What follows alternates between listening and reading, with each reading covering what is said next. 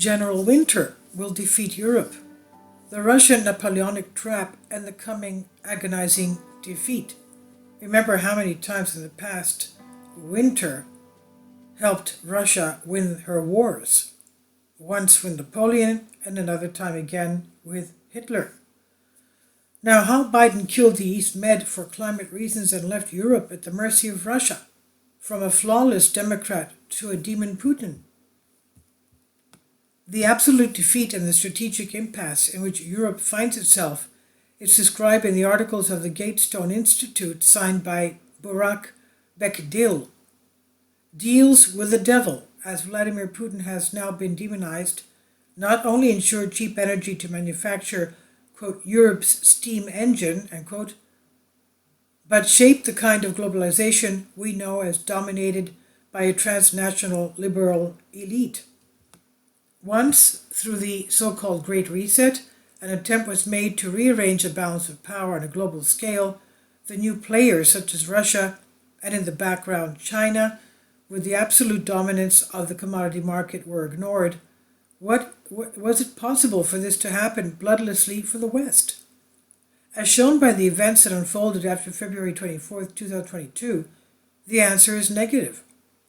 Let's see how the sequence of events unfolds so we can put the events in the right dimensions.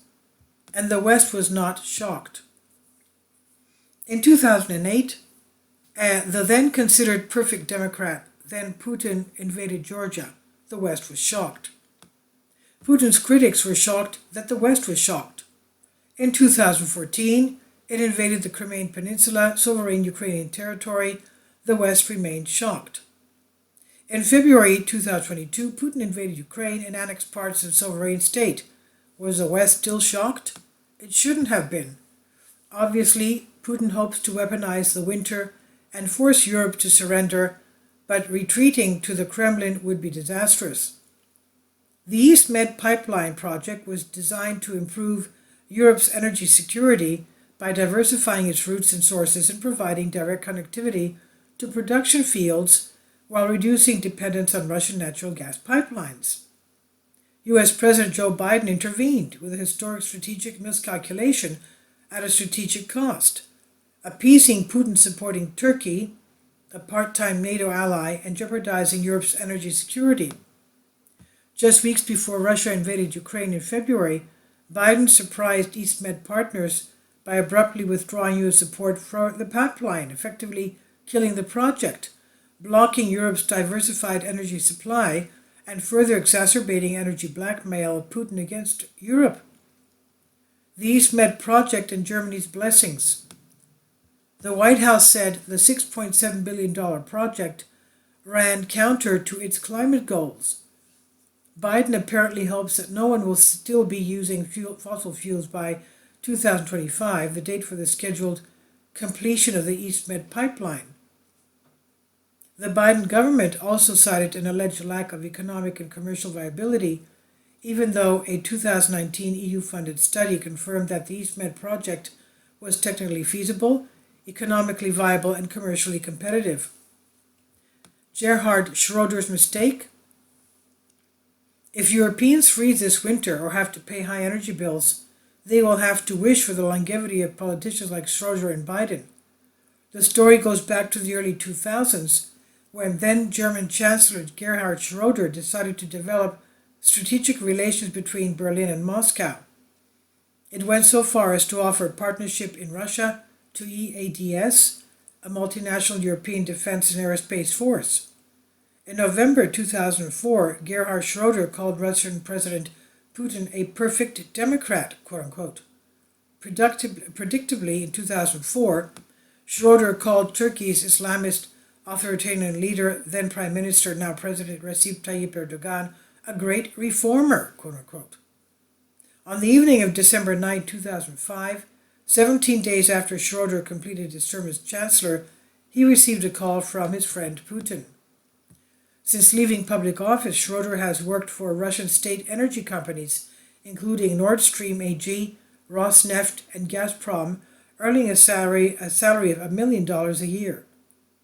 On 8th of March 2022, Germany's Attorney General opened proceedings and charges against Schroeder of complicity in crimes against humanity due to his role in Russian state-owned companies.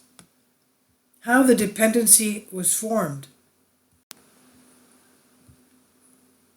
In 1972, gas exports from the Soviet Union accounted for about 4% of European gas consumption. By 2021, Russia supplied almost 40% of Europe's natural gas. As Moscow's market share gradually increased, so did its ability to manipulate prices and cause crises. Most Europeans now recognize that this reliance on Russia represents a major strategic blunder. Too late. Europe's energy green transition has one major flaw. It relies on imports of Russian natural gas. With a gun in general winter, this will be an extremely difficult winter for all Europeans, whether they are dealing with power cuts or heating problems and high energy bills. Apparently, the perfect Democrat, Putin, hopes to use winter and cold temperatures as a weapon and force Europe to surrender. Energy, if security. Let's look at the question of independence again.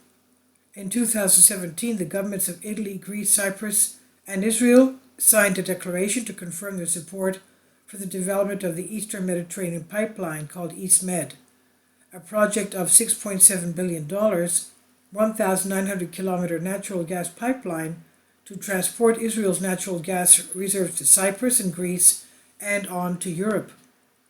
The pipeline will have an initial capacity of 10 billion cubic meters per year of natural gas to Greece, Italy, and other countries in southeastern Europe.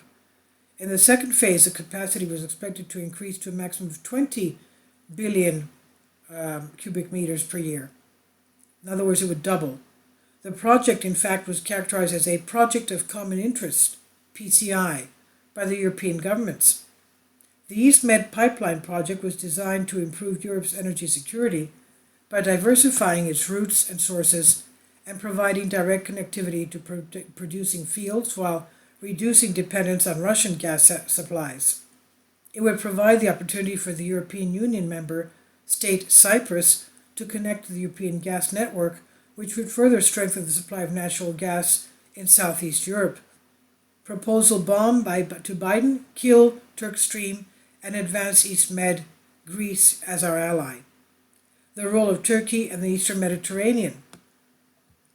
Turkey, after a punitive international isolation following several diplomatic crises with Israel, has threatened to militarily challenge the EastMed project. Instead, other countries in the region, such as Egypt, Jordan, Lebanon, and the Gulf states, supported what later became the EastMed Group, also favored by the European Union and the United States. As recent years have seen the Eastern Mediterranean turn into a ticking time bomb in terms of security over rich hydrocarbons contested by Turkey in its role as an autonomous regional power against the alliance of Greece, Cyprus, and Israel. U.S. President Joe Biden committed a historic strategic miscalculation that came at a strategic cost, appeasing Turkey in favor of Putin, a part-time NATO ally, and jeopardizing Europe's energy security. Just weeks before Russia invaded Ukraine in February, Biden surprised EastMed partners by abruptly withdrawing U.S. support for the pipeline, effectively killing the project, blocking Europe's diversified energy supply, and further strengthening Putin's energy blackmail against Europe. The champagnes in the Kremlin. Biden's EastMed miscalculation must have caused much laughter and considerable champagne drinking in the Kremlin. Welcome to the wonderful new world where Europeans will very soon pay 2,000 euros for 1,000 cubic meters of natural gas. Between Dmitry Medvedev, Vice President of Russia's Security Council, and the country's former President Prime Minister on February 22, 2022, even if Putin hesitated to make Ukraine his new theater of war in January, Biden's mistake reassured him that he was on the right track. If Europeans freeze this winter or have to pay high bills thanks to the recklessness of politicians like Schroeder and Biden, remember that while you're getting cold. This is by Banking News in Greece. I've translated this from a Greek article. Please leave your comments, and thank you for your support. Kindly support my Patreon account The daily posts are 5 videos daily, and they are totally different from what I have on my YouTube channel. Thank you so much for your support and that you find all my content so interesting. You'll find the Patreon account details in the description box below.